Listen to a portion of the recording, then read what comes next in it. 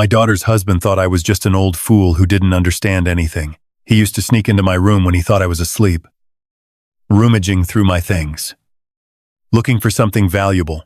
But that night, when he opened my drawer to get the keys to the safe, his face first turned white as chalk and then yellow like egg yolk. What he saw there changed his life forever. And me, I just smiled in the darkness. Before we continue, please subscribe to the channel and let us know where you are listening in the comments. The fork froze halfway to my mouth when Charlie's voice cut through our peaceful dinner conversation. So, David, that safe upstairs, what kind of lock does it have? Lauren nearly choked on her water. Charlie, what kind of question is that? But Charlie's eyes stayed fixed on mine, waiting. There was something predatory in his expression that made my chest tighten. I set down my fork carefully. Buying time. Just curious about home security. He continued, that practiced smile spreading across his face. You know, with all the break-ins in the area lately. What break-ins, I asked. I'd lived in this neighborhood for 15 years. The most excitement we'd had was Mrs. Mine, Henderson's cat, getting stuck in a tree last month. Charlie waved his hand dismissively. Oh, you probably don't hear about them. Please keep it quiet to avoid panic. He leaned forward, elbows on my dining table. But a man your age, living alone in a house this size, you must have some serious security measures. Lauren shifted uncomfortably. Dad's always been careful about locking up. Right. But what about insurance? Charlie's voice grew more insistent. I mean, if something happened to you, go for Bill. Lauren would need to know where everything important is kept. Wouldn't she? The room felt smaller suddenly. I watched Charlie's face, noting how his pupils dilated slightly when he mentioned my hypothetical demise, how his fingers drummed against the table when I didn't immediately respond. I have everything organized, I said finally. Lauren knows what she needs to know. But does she know about the key? The question hung in the air like smoke. Lauren looked between us, confusion creasing her brow. What key? She asked.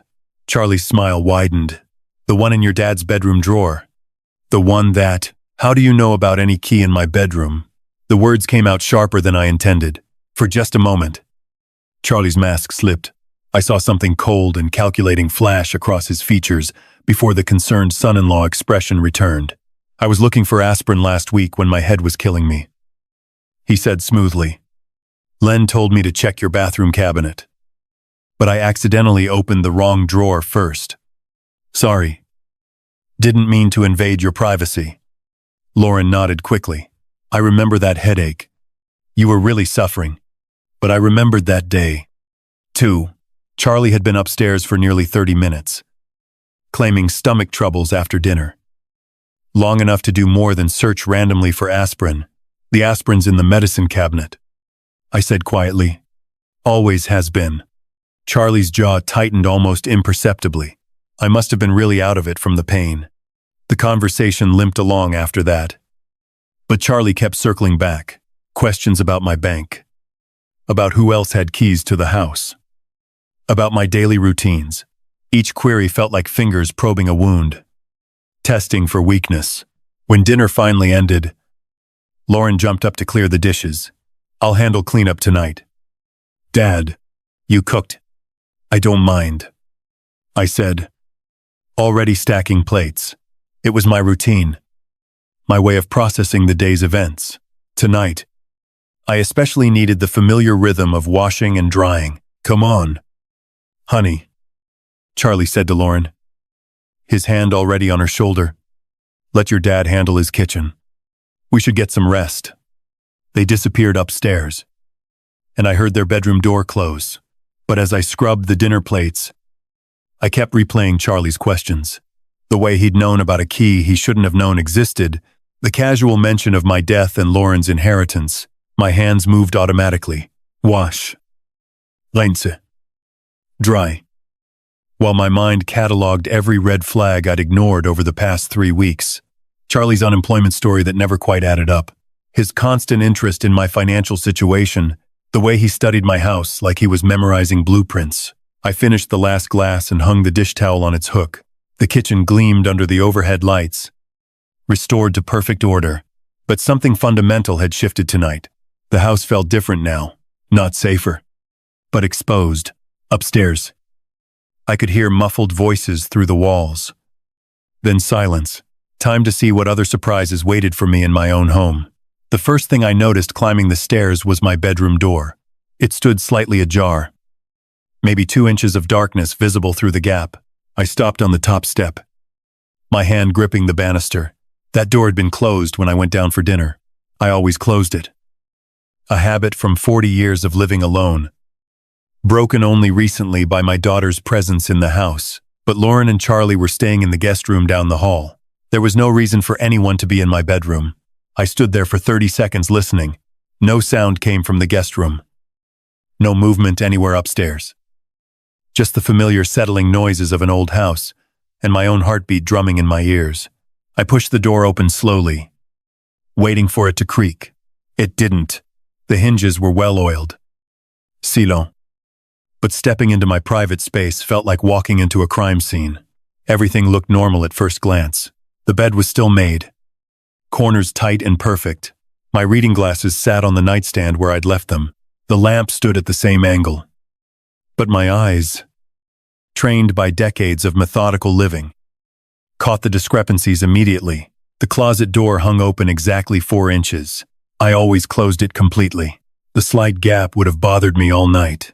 My dresser drawers weren't quite flush anymore. The second drawer from the top, where I kept important papers, had been pushed in carelessly. A corner of manila folder peeked out like a yellow tongue. My stomach clenched. I moved to the dresser, pulling out the drawer fully. The folders inside had been rifled through, returned in approximately the right order. But not exactly. Someone had been thorough, but not careful enough. Insurance papers were mixed with bank statements.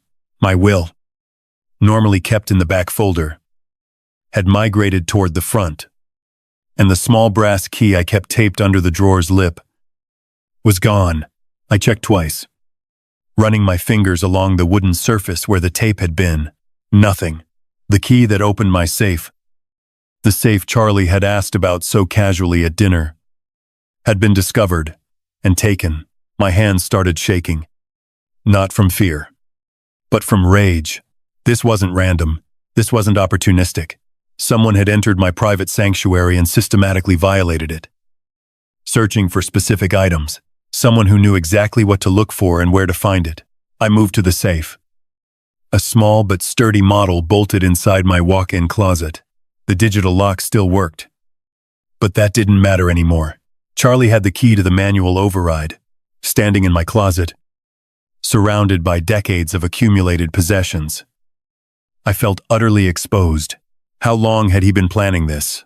How many times had he been in here while Lauren and I were downstairs cataloging my belongings like items in a store? The violation went deeper than theft. This was personal, intimate. Someone had touched my private papers, had seen my financial records, had handled things meant for no one but me. The careful boundaries I'd built around my life had been crossed with surgical precision. But Charlie had made one crucial mistake. He'd assumed I wouldn't notice, that I was just another oblivious old man, too trusting and too tired to pay attention to details. He was wrong. I closed the dresser drawer carefully, leaving everything exactly as I'd found it. If Charlie thought he was operating in secret, I needed him to keep believing that. Let him think his intrusion had gone undetected. Let him proceed with whatever plan he was hatching, because now I knew what I was dealing with. This wasn't about unemployment or temporary financial hardship. This was about theft. Premeditated, calculated theft by someone who'd spent weeks studying my routines and vulnerabilities. Someone who was sleeping down the hall with my daughter. I turned off the bedroom light and began getting ready for bed, moving through my normal nighttime routine.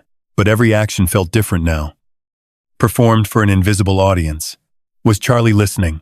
Did he know I'd discovered his search? As I pulled back the covers, one thought crystallized in my mind. Tomorrow, I would start gathering evidence.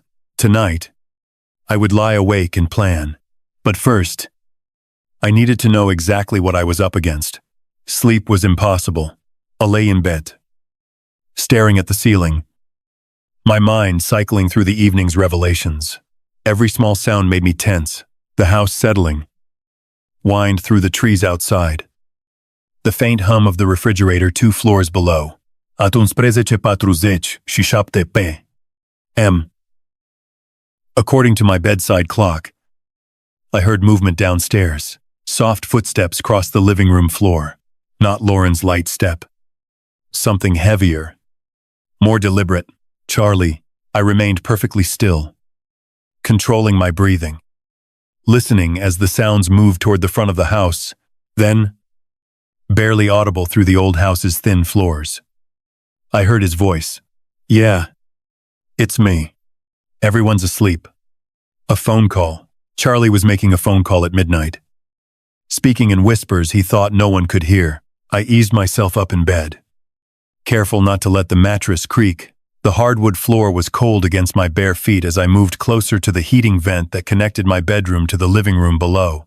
Sometimes sound traveled through the old ductwork in unexpected ways.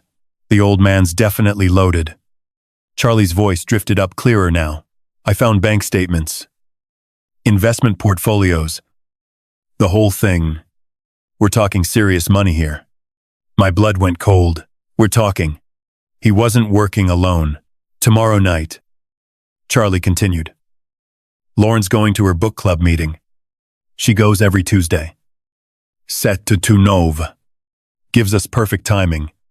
I grabbed my phone from the nightstand, hands trembling as I opened the voice recording app. Whatever came next, I needed evidence. I already have the safe key, Charlie was saying. Grabbed it earlier today while they were having dinner. The old fool keeps everything important in there. Cash, jewelry, probably more bank information. The bastard. I pressed record just as his voice became more animated, more confident. Look, I know you're worried about the timeline, but my gambling debts aren't going away. Those guys aren't exactly patient, if you know what I mean. This has to happen now. Gambling debts. That explained everything. The desperation, the calculated approach, the willingness to betray my daughter's trust. Charlie wasn't just an opportunistic thief. He was a desperate man backed into a corner by his own stupidity. David's just some lonely old widower. Charlie's voice carried a sneer now, probably grateful for the company. He has no idea what's coming. Hell, he was asking me about home security at dinner tonight. Practically handed me the information I needed. Rage built in my chest, hot and consuming. The casual dismissal in his voice, the way he reduced me to a stereotype. Easy mark, but I forced myself to stay quiet, to keep recording. The beauty is he'll never suspect family. Even if he figures out something's missing, Lauren will convince him he just misplaced stuff. You know how old people get about their memory. Old people? I was 66, not 96. My memory was sharp enough to remember every word of this conversation. Trust me. By Thursday, we'll be clear. I'll tell Lauren we got a job offer in another state. Something urgent. We'll be gone before the old man knows what hit him. Charlie was silent for a moment, listening to whoever was on the other end. Then he laughed. A sound that made my skin crawl. Yeah. Well, maybe he should have been more careful about who he let into his house. Life lesson. Right. The call ended. I heard Charlie moving around downstairs for another minute, probably checking locks or windows. Then his footsteps on the stairs. Careful and quiet. I quickly stopped the recording and slipped my phone under my pillow. The bedroom door was still slightly ajar from his earlier search. I hadn't dared fix it and reveal that I'd noticed, through the gap. I watched his shadow pass in the hallway. The guest room door opened and closed softly. For a long time after that, I lay in the darkness, processing what I'd learned. Charlie had gambling debts serious enough to involve dangerous people. He had an accomplice. He planned to rob me tomorrow night during Lauren's book club meeting, and he intended to disappear immediately afterward, taking my daughter with him into whatever mess he'd created. The violation of my bedroom suddenly seemed small compared to this larger betrayal. Charlie wasn't just stealing from me. He was using Lauren as cover, manipulating her love and trust to set up his crime. But he'd made a critical error. He'd assumed I was helpless, clueless, just another easy target. He had no idea that I'd spent 30 years as an insurance investigator before retirement, or that I'd dealt with plenty of desperate people trying to outsmart the system. Charlie wanted to play games with an old man. Fine. Let's see how smart he really was. Lying there in the dark with Charlie's recorded confession on my phone, I found myself thinking back to how this all started. 3 weeks ago, when Lauren's desperate call had shattered my quiet Tuesday morning. I'd been reading the newspaper, coffee growing cold beside me when my phone rang. Lauren's name on the screen always made me smile, but her voice that day was different. Strained, frightened. Dad, I know it's early, but... She'd paused, and I could hear her struggling not to cry. Charlie lost his job last month. We've been trying to manage, but we're behind on the mortgage. And how far behind, I'd asked immediately. Already reaching for my checkbook. 3 months. Dad, I hate to ask, but could we maybe stay with you for a while? Just until Charlie finds something new. The relief in her voice when I said yes had been heartbreaking. My little girl, 32 years old, and too proud to ask for help until she had no choice. Of course, she could come home. Of course, I'd help. But even then, something had nagged at me about Charlie's situation. He'd worked for the same company for 8 years. Lauren had said, good employee reviews. The layoffs had been sudden, unexpected. Yet, when I'd asked Lauren for details, her answers were vague. Charlie handled the finances. She explained. He was managing the job search. She trusted him to figure it out. I should have pressed harder, should have asked more questions. 3 days later, they'd arrived with a U-Haul truck and too many boxes for a temporary stay. Lauren had hugged me tight on the doorstep, tears in her eyes, whispering thank you over and over. But Charlie had been different. Cooler. His handshake firm but brief. His eyes already scanning my house with an intensity that should have alarmed me. Nice place. David, he'd said, walking through my living room like he was appraising it. Must be worth quite a bit in today's market. At the time, I'd chalked it up to natural curiosity. No. I realized he'd been calculating, evaluating, planning. During their first week, I'd tried to make them comfortable, cleared space in the guest closet, adjusted my routines to accommodate 3 people instead of 1. Lauren had settled in easily. She knew the house, knew my habits. But Charlie had asked endless questions about my neighborhood watch schedule, about which neighbors were home during the day, about my banking habits, my shopping routines, whether I kept cash in the house. All perfectly innocent questions from someone trying to adjust to a new living situation. Except they weren't innocent at all. I remembered the morning he'd offered to drive me to the bank. Save you a trip, he'd said. I need to update my address with unemployment anyway. But at the bank, he'd lingered near the teller window, watching as I made my deposit, asked casual questions about my account types, my safety deposit box, red flags I'd ignored because I wanted to trust my daughter's husband. Because Lauren loved him, and I loved Lauren. The gambling should have been obvious. 2. Charlie's phone rang constantly, calls he always took in private. Stepping outside or into another room, he'd claimed it was potential employers, networking contacts, but I'd noticed how his mood shifted after these calls. The tension in his shoulders, the way he'd pace afterward. In the mail, financial statements addressed to Charlie had been arriving at my house for 2 weeks. Credit card companies, collection agencies. I'd assumed they were just updating his address after his job loss. Now I understood they were dunning notices, final demands, threats. Lauren knew none of this.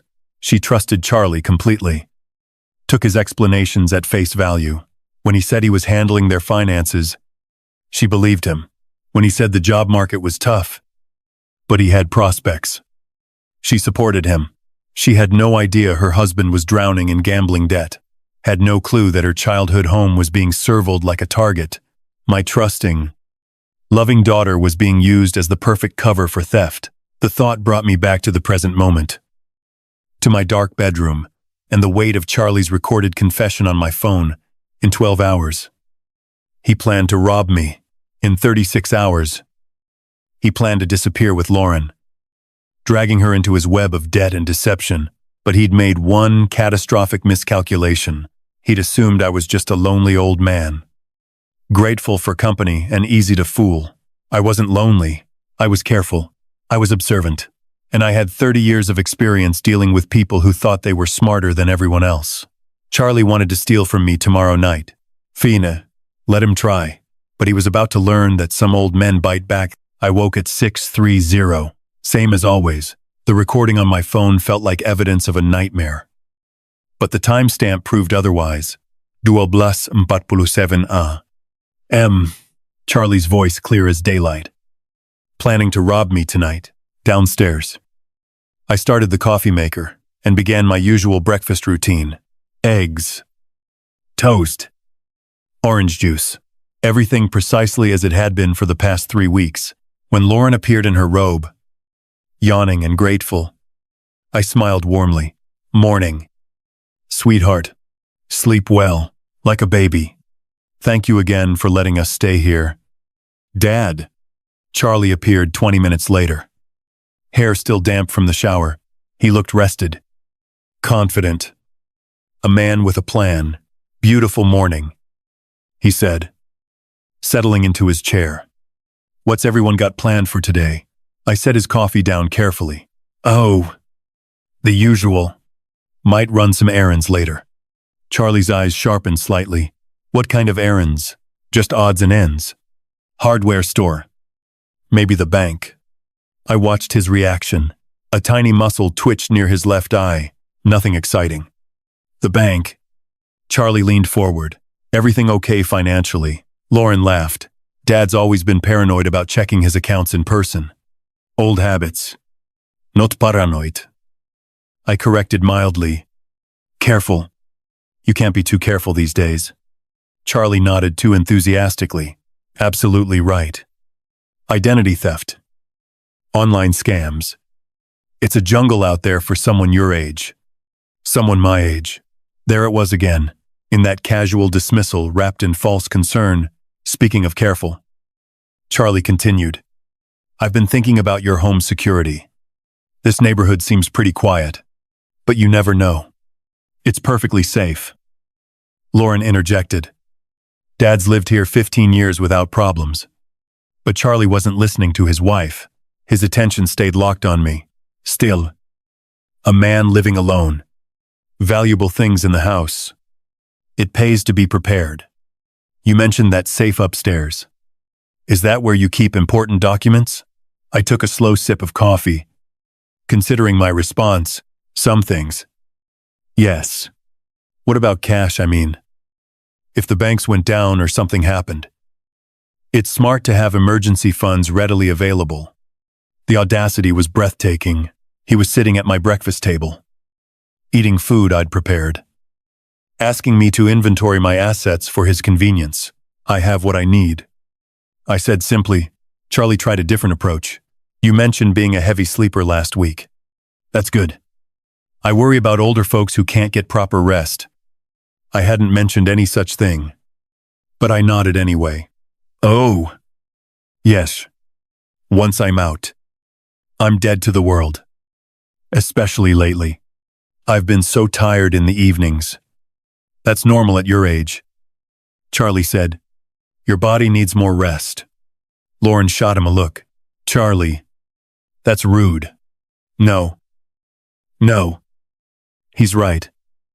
I said quickly. I usually take something to help me sleep. Knock me right out until morning.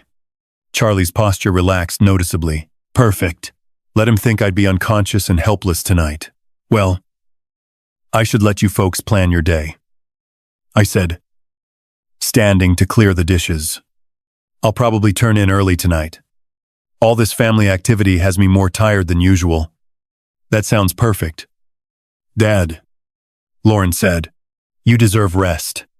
Charlie helped carry plates to the kitchen, and I caught him glancing toward the stairs, toward my bedroom, calculating, planning, you know, he said casually. I might stay up late tonight. Watch some TV in the living room. I'm a bit of a night owl. Of course. He was. I smiled and nodded. Make yourself comfortable. The remote's on the coffee table. After breakfast, Charlie announced he needed to make some calls about job prospects. Lauren decided to organize their belongings in the guest room. I had my window. I think I'll run those errands now. I told them, you two enjoy some quiet time together. As I backed out of the driveway, I saw Charlie watching from the upstairs window, not the guest room window. My bedroom window? My hands tightened on the steering wheel. Tonight couldn't come soon enough. The hardware store was my first stop. I needed supplies. But more importantly, I needed to think through every detail of what was coming. Charlie had made his intentions crystal clear at breakfast. Tonight, while I supposedly slept deeply with the help of medication, he planned to enter my bedroom, locate the key he'd spotted weeks ago, and open my safe. Simple. Clean. The perfect crime against a trusting old man, except the key wasn't there anymore. I'd moved it at 5 this morning after lying awake since Charlie's phone call. The small brass key now sat safely in my kitchen junk drawer, buried beneath rubber bands and twist ties. Charlie could search my bedroom dresser until his fingers bled. He'd find nothing, but that wasn't enough. I wanted him caught red-handed, humiliated, exposed for exactly what he was. I wanted evidence so clear that even Lauren couldn't deny her husband's true nature. In the hardware store's party supply aisle, I found what I needed. A small confetti cannon. The kind used for gender reveal parties, spring-loaded. Designed to create maximum mess with minimum effort. Perfect. I also picked up a bag of ultrafine glitter. The kind that sticks to everything and never quite comes off. Silver and gold. Because if Charlie wanted to be a thief, he should look the part. Back home, I found the house empty. A note from Lauren on the kitchen counter. Gone grocery shopping with Charlie. Back by 2 p.m. Love you. Perfect timing. I had 3 hours. In my basement workshop, I carefully dismantled the confetti cannon. The mechanism was beautifully simple. A spring-loaded plunger that would trigger when sufficient pressure was applied. I replaced the harmless paper confetti with my glitter mixture, adding just enough to coat someone thoroughly without causing injury. The tricky part was calibration. I needed the device to trigger when Charlie opened my dresser drawer and reached inside. But not from casual contact. After several tests with a wooden spoon, I found the right sensitivity.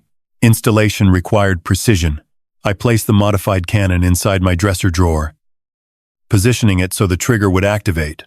When someone reached toward the back, exactly where the key had been hidden, to anyone glancing inside, it would look like normal drawer contents. A few old photos, some buttons, miscellaneous items, but reach in with purpose, search with intent. And surprise, I tested the setup 3 times. Using a ruler to simulate Charlie's searching motion, each test triggered perfectly, sending a cloud of glitter exactly where an intruder's face and hands would be. The device reset easily, ready for its real performance. Next came the key placement deception. I positioned a dummy key in plain sight near the front of the drawer, an old luggage key that looked similar enough to fool someone in a hurry. Charlie would spot it immediately, reach for it confidently, and trigger my surprise. The beauty was in the psychology. Charlie expected stealth, silence, success. He'd budgeted for a quick, quiet theft. He hadn't planned for a glitter explosion that would mark him as clearly as a die pack. Mark's bank robbers. B145 M. Everything was in place. The drawer looked innocent and normal. The trap was armed and ready. Charlie would walk into my bedroom tonight, expecting to find a helpless victim. Instead, he'd find 24-karat justice. I heard car doors slamming in the driveway. Lauren and Charlie, returning from their shopping trip. Probably feeling domestic and normal, Charlie had no idea his crime scene had become a trap. I closed the dresser drawer gently and headed downstairs to greet them. Wearing my best grandfatherly smile, tonight was going to be very interesting. I need to run out for a quick errand, I announced after lunch. Won't be long. Lauren looked up from unpacking groceries. Need help with anything? Dad, just picking up something at the electronics store. You two relax. You've done enough shopping for one day. Charlie barely glanced up from his phone, but I caught the flicker of interest in his eyes. The old man running errands alone, leaving the house unguarded, probably confirming his mental map of my routine. The Best Buy clerk was a helpful young man named Marcus, who didn't blink when I explained I wanted a security camera for my bedroom. Lot of break-ins in your area, he asked. Something like that. I need something small with good night vision. And it needs to be wireless. Marcus showed me several options. I settled on a compact model that connected to my smartphone with motion detection and 8 hours of battery life. The camera was smaller than a deck of cards and came with magnetic mounting options. You'll want to test the placement, Marcus advised. The app lets you see exactly what the camera sees in real time. Perfect. I paid cash and drove home, the camera sitting in its box beside me like a secret weapon. Back home, I found Charlie and Lauren watching television in the living room. They looked comfortable. Domestic. Like a normal couple staying with Lauren's father. Not thieves preparing for a heist. Just going to rest for a few minutes, I told them. Heading upstairs. All this running around has me beat. In my bedroom, I closed the door and got to work. The camera needed to capture Charlie's approach to the dresser, his reaction to opening the drawer, and the glitter explosion that would follow, but it also needed to remain completely hidden. I tested several positions using the smartphone app. On top of my bookshelf. The angle was wrong. Behind my lamp. Too obvious. Finally, I found the perfect spot, nestled between books on my nightstand. Angled to capture both the dresser and the center of the room. The magnetic mount held perfectly, and the camera's black casing blended with the book spines. Unless someone was specifically looking for surveillance equipment, it was invisible. I spent 20 minutes adjusting the angle through the app, ensuring optimal coverage. The motion detection was sensitive enough to activate when someone entered the room, but not so sensitive that normal settling or outside noise would trigger false recordings. Battery life was crucial. The camera needed to last from now until Charlie made his move. Potentially 8 to 10 hours. I switched it to motion-activated mode to conserve power, then tested the night vision capability by turning off the lights. The infrared image was crystal clear.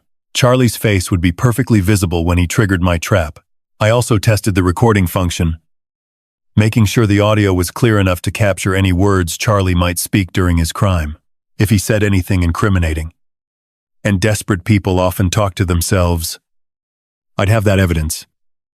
2. The setup was elegant in its simplicity. Charlie would enter my room expecting darkness and silence.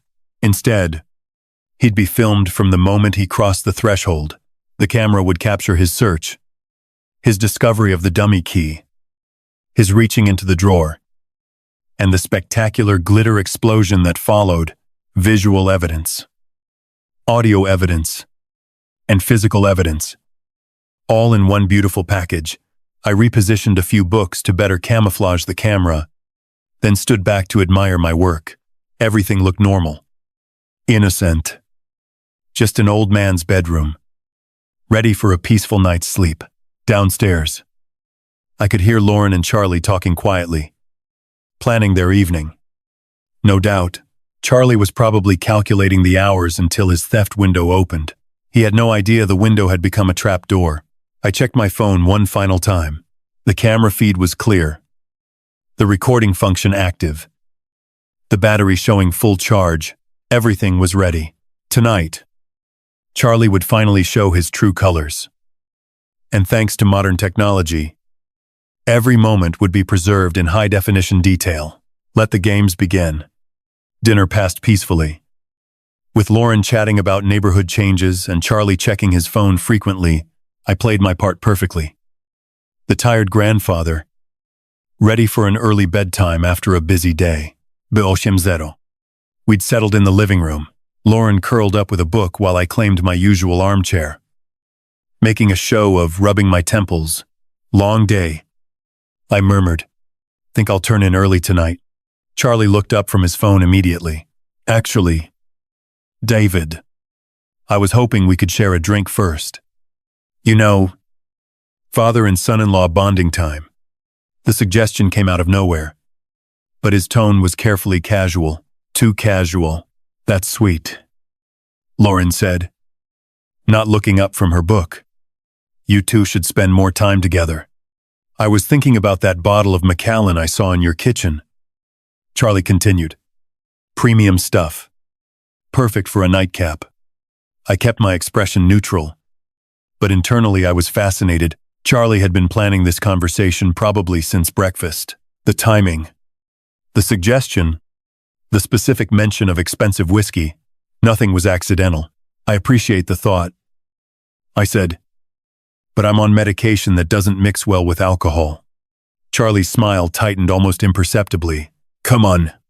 One small glass won't hurt. We're practically family. Really? I should avoid it entirely. Dad's right. Lauren Kimedin. The doctor was very specific about his blood pressure medication. But Charlie wasn't giving up easily. What about just a toast then? A tiny sip to celebrate. He paused, searching for something to celebrate. To family. The persistence was telling. A normal person would have accepted my first refusal graciously. Charlie was pushing because he needed me to drink something specific. Something that would ensure I slept deeply tonight. I tell you what, he said, standing up. I'll pour myself a glass and we can just sit and talk. No pressure for you to drink. He disappeared into the kitchen before I could object. I heard cabinet doors opening and the clink of glass. When he returned, he carried 2 tumblers. One with amber liquid. One empty. Changed my mind, he said, settling back onto the couch. Poured you just a splash for the toast. Barely a teaspoon. He held out the second glass. The whiskey inside caught the lamplight. Looking innocent enough, but I'd investigated insurance fraud for 30 years. And desperate people always got sloppy. Charlie, I really can't. One tiny sip. He insisted. Lauren, tell your father one sip. Won't kill him. Lauren looked between us. Sensing tension, she couldn't identify. If Dad says no, maybe you should respect that. Charlie's jaw tightened. For just a moment. His mask slipped completely.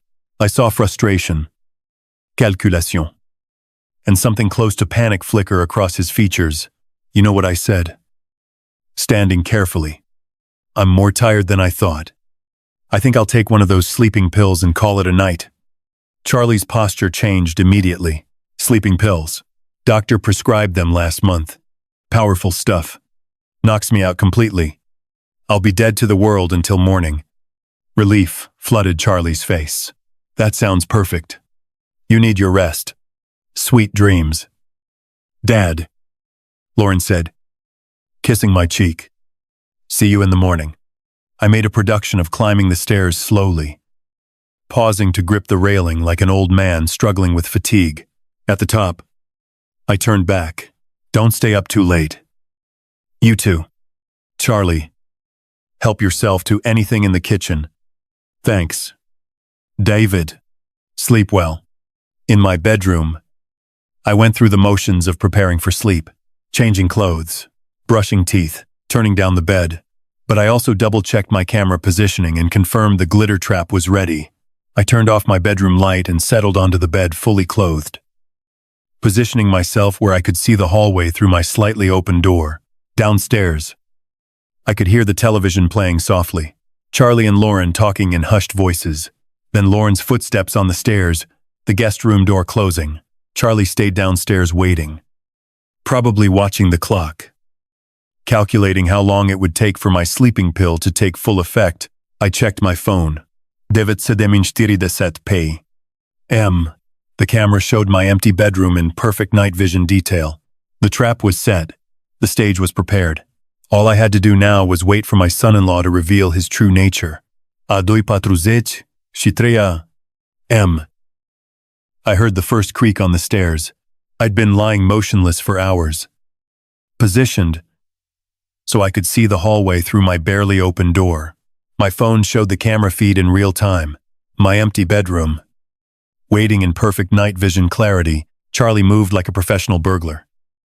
Avoiding the spots on the stairs that groaned under weight, he'd learned my house's quirks during his 3-week residency. Mapping every sound that might betray his presence, the hallway floorboard outside my room whispered under his weight. Then silence.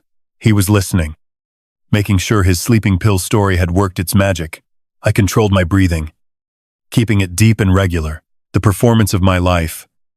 With my daughter's future hanging in the balance, my door handle turned with glacial slowness. Charlie's silhouette appeared in the doorway. Backlit by the faint hallway nightlight, he stood frozen for 30 seconds. Watching my supposedly unconscious form, satisfied I was deeply sedated. He slipped inside. Charlie moved with predatory confidence now, believing himself invisible and untouchable. His dark clothing made him nearly invisible. But I could track his movement by sound and the shifting shadows. He approached my dresser with the certainty of a man who'd planned every step. 3 weeks of reconnaissance had taught him exactly where to find what he needed. The key that would unlock my safe. My security. My life savings. I watched him position himself directly in front of the dresser. His hands reached for the second drawer, the one containing my hidden key, and his spectacular surprise. The drawer slid open smoothly. For a split second, Charlie's posture radiated triumph. He'd found his target, reached inside confidently, fingers seeking the brass key that would solve all his problems. Then my confetti bomb exploded. Boom! The sound was magnificent, like a party favor, crossed with a small cannon. Silver and gold glitter erupted in a glorious cloud, coating Charlie from head to toe in sparkling confetti. The explosion echoed through the house like celebratory gunfire.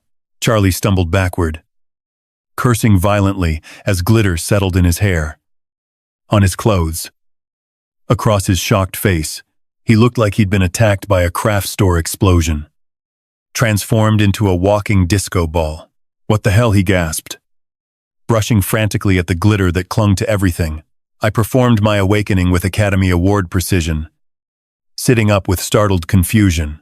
What on earth, I called out, reaching for my bedside lamp. What was that noise? Light flooded the room, revealing Charlie in all his glittering glory. He stood frozen beside my dresser, covered head to toe in festive confetti, holding the dummy key I'd placed as bait. Charlie. I blinked with theatrical bewilderment. What are you doing in my bedroom? He opened his mouth, closed it, opened it again. Glitter fell from his hair like holiday snow. I heard a noise. He stammered. Thought someone might be breaking in. Breaking in. I glanced around my room with apparent confusion. And you ended up sparkling. Charlie looked down at himself, finally grasping the full extent of his transformation. He resembled a rejected Christmas ornament, silver and gold glitter clinging to every surface of his body. There was some kind of trap, he said weakly. Trap. I tilted my head innocently. In my bedroom, from down the hall came the sound of feet hitting the floor. Lorraine, awakened by the explosion, was coming to investigate. Charlie's eyes widened with panic.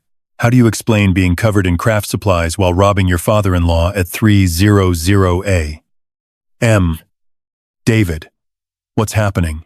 Lauren's voice carried worry and growing alertness. Charlie opened his mouth desperately, but no believable explanation emerged. He was caught literally red-handed, or rather glitter-handed. In the act of betraying our family, I allowed myself the smallest smile as footsteps approached down the hallway. Justice, it turned out, was beautifully sparkly. Dad, are you okay? Lauren appeared in the doorway, tying her robe belt with quick, worried movements. Then she stopped dead, taking in the scene before her, me sitting up in bed, apparently confused and concerned. Charlie standing beside my open dresser drawer, covered from head to toe in glittering confetti like he'd been dipped in a craft store. What in the world? Lauren's voice caught. Charlie, why are you? Why do you look like a Christmas decoration? Charlie's mouth opened and closed soundlessly. Glitter drifted from his hair with each movement, settling on my bedroom carpet like festive snow. There was a noise, he said finally. His voice strained. I came to check on your father. At 30 inches the morning, Lauren's tone sharpened. And you ended up covered in… What is that? Glitter. Some kind of security device, Charlie said quickly, brushing frantically at his sparkling clothes. It went off when I opened the drawer. Lauren's eyes moved from Charlie to the open dresser drawer, then to me. Dad, do you have security devices in your furniture? I maintained my expression of elderly confusion. Not that I know of. Sweetheart, I was sound asleep until that explosion woke me up. Then why were you in his dresser drawer? Charlie, Lauren's voice carried a new edge I'd never heard before. Protective, suspicious. Charlie's story began crumbling in real time. I was looking for something to help you sleep. You were tossing and turning, and I thought David might have some extra sleep aids. Sleep aids. Lauren's eyebrows lifted. In his bedroom dresser, I thought maybe… Charlie gestured weakly at the drawer, sending more glitter cascading to the floor. Charlie, I said gently, my medications are in the bathroom cabinet. They always have been. The silence that followed felt heavy with implications. Lauren looked between us, her expression shifting from confusion to something harder. So, let me understand this, she said slowly. You left our bed at 30 inches the morning, came into my father's bedroom while he was sleeping, and opened his private dresser drawer, looking for medicine you knew wasn't there. It's not like that. Then what is it like? Lauren's voice rose slightly, because from where I'm standing, it looks like my husband was going through my father's personal belongings in the middle of the night. Charlie's desperation grew more visible. Lauren, you have to understand. I was just trying to help. Help with what exactly? I interjected mildly. What were you hoping to find in that drawer? Charlie's eyes darted between us. The question hung in the air like an accusation. He swallowed hard. I was confused, disoriented. I thought I heard someone breaking in. Breaking in, Lauren repeated flatly. So, you decided to search my father's bedroom furniture. I wasn't searching. Then what do you call opening his dresser drawer? Charlie's glitter-covered hands clenched into fists. Why are you interrogating me like this? I'm your husband. The defensive anger in his voice seemed to hit Lauren like a physical blow. She took a step back, and I saw something change in her expression. The last traces of trust beginning to crumble. You're right, she said quietly. You are my husband. Which is why I'm asking you to explain why you're standing in my father's bedroom at 30 inches the morning, covered in craft supplies, with your hand in his private drawer. Charlie looked trapped, cornered by the weight of his own implausible explanations. Glitter continued to fall from his clothes like evidence of his guilt. I can explain everything, he said desperately. Then please do. Lauren crossed her arms. Because right now, I'm very confused about what my husband was doing in here. I watched my daughter's face and saw the exact moment her protective instincts shifted from Charlie to me. The moment she began to see the situation not as a misunderstanding, but as a threat to her father. Charlie must have seen it, too, because his next words came out, edged with panic. Lauren, you have to trust me. But trust, once broken by glitter and lies, isn't easily repaired. Lauren's eyes stayed fixed on Charlie, and I could see her mental wheels turning, processing, analyzing, drawing conclusions that her heart didn't want to accept. Charlie, she said slowly, I need you to tell me the truth right now. What were you really doing in my father's bedroom? Charlie opened his mouth. But I knew the moment had come. My daughter deserved better than watching her husband spin more lies. She deserved the truth, no matter how much it would hurt. Lauren, I said gently, reaching for my phone on the nightstand. There's something you need to hear. Charlie's face went white beneath the glitter.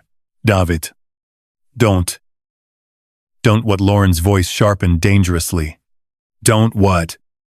Charlie, I found the recording from 2 nights ago and held up my phone.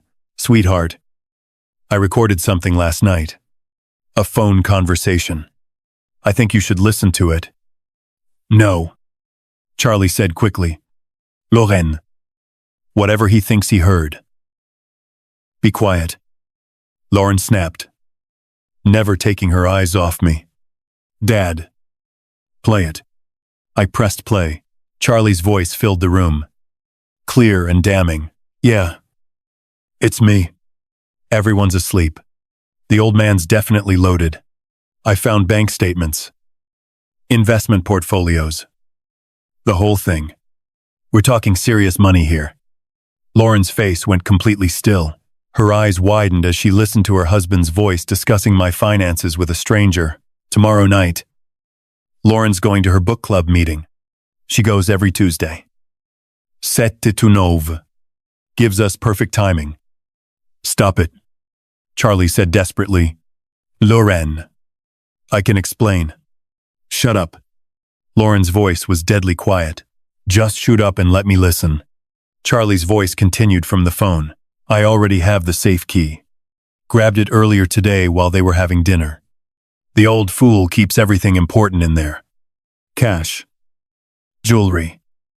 Probably more bank information. Lauren's hand flew to her mouth. She stared at Charlie like she was seeing a stranger. Look, I know you're worried about the timeline, but my gambling debts aren't going away. Those guys aren't exactly patient. If you know what I mean. Gambling debts, Lauren whispered. What gambling debts? The recording continued. David's just some lonely old widower. Probably grateful for the company. He has no idea what's coming. I watched my daughter's face crumble as she heard her husband's casual dismissal of me. His assessment of my vulnerability.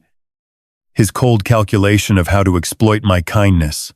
The beauty is he'll never suspect family. Even if he figures out something's missing, Lauren will convince him he just misplaced stuff. You know how old people get about their memory. Lauren made a sound like she'd been physically struck. Her husband's voice discussing how to use her trust to cover his theft of her father. Trust me. By Thursday we'll be clear. I'll tell Lauren we got a job offer in another state. Something urgent. We'll be gone before the old man knows what hit him. I stopped the recording. The silence that followed was deafening. Lauren stared at Charlie. Tears streaming down her face. Gambling debts, she whispered. You were going to rob my father, Lauren.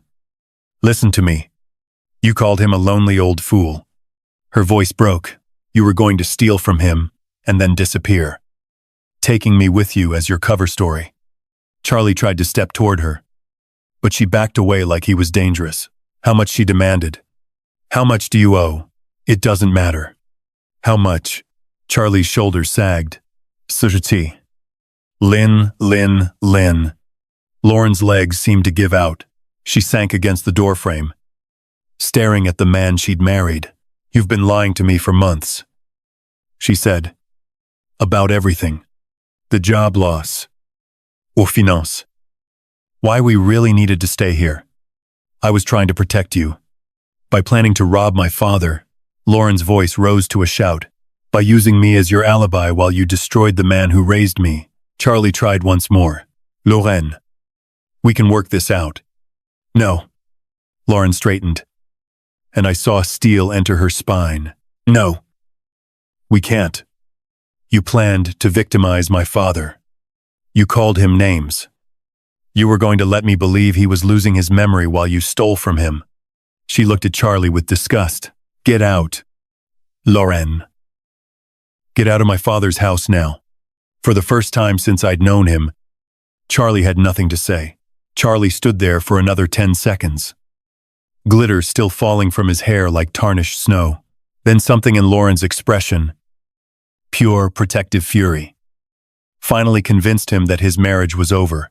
This isn't finished, he said, his voice turning ugly. Half of everything we own is mine. I'll get my share. You mean half of our debt? Lauren's voice was ice cold. Because that's all we have. Charlie, debt? Gambling debt that I knew nothing about. I'll fight you in court. With what money? Lauren stepped closer to him.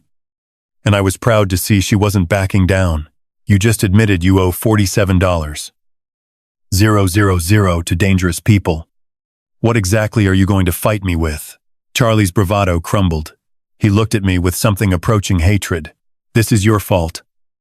Altman, you turned her against me. No. Lauren said firmly.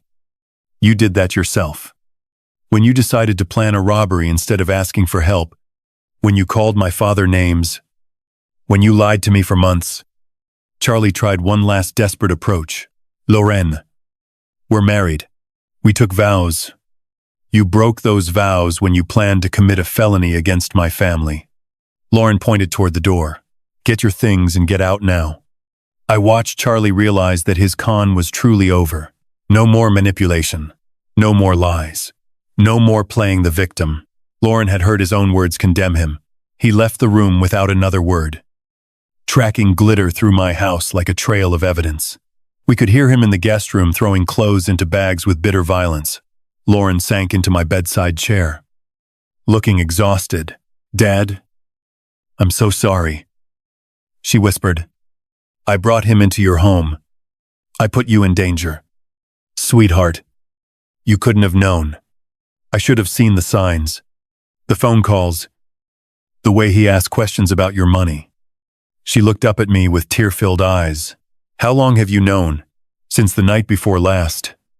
I heard that phone call and knew I had to protect both of us. Lauren managed a weak smile. The glitter bomb was genius. I wanted him caught red-handed. Or should I say glitter-handed? That earned me a genuine laugh.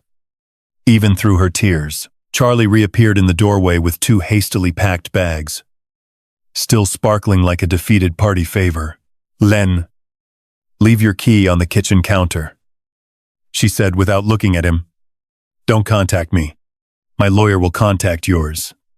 Charlie opened his mouth to argue, then seemed to realize the futility. He walked away. And a minute later, we heard the front door slam. Lauren and I sat in silence for a few moments, listening to Charlie's car start and drive away into the night. Can I stay here? Lauren asked quietly. Just until I figure things out. Sweetheart, this is your home for as long as you want it. 3 months later, I was making coffee when Lauren came downstairs, dressed for her new job at the local library. She'd taken to morning routines with the same methodical precision I'd always admired. Morning. Dad. Morning. Sweetheart. Sleep well, like a baby. She poured herself coffee and settled at the kitchen table. Any regrets about the great glitter trap of March? I chuckled, only that I didn't film his face when it exploded. Lauren's divorce had been finalized 2 weeks ago. Charlie had contested nothing. Hard to argue property division when you're facing potential criminal charges and $47. 0 inches gambling debt. Library busy today, I asked. Story time at 10. Then I'm helping Mrs. Patterson research her genealogy. Lauren smiled. I love it there. Quiet. Peaceful. Full of people who actually appreciate books. She paused at the door. Thank you, Dad, for protecting me, for handling everything so elegantly. Thank you for trusting me when it mattered most. After she left, I sat in my kitchen, sipping coffee and reading the newspaper. The house felt peaceful in a way it hadn't for months. No tension, no lies, no one calculating how to exploit my kindness. My phone buzzed with a text from Lauren. Forgot to mention Mrs. Henderson asked if you'd help her install a security system. Apparently, word got around about your innovative home protection methods. I laughed out loud. Maybe I should patent the confetti bomb approach to home security. Outside, spring was settling over Coeur d'Alene. My neighborhood remained quiet and safe. Just as it had been before Charlie's brief invasion of our lives, sometimes justice comes from courtrooms and police. Sometimes it comes from trusting your instincts, setting careful traps, and letting people reveal their true natures.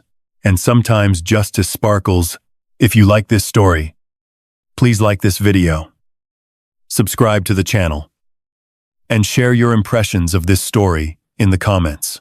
To listen to the next story, click on the box on the left. Thank you for watching.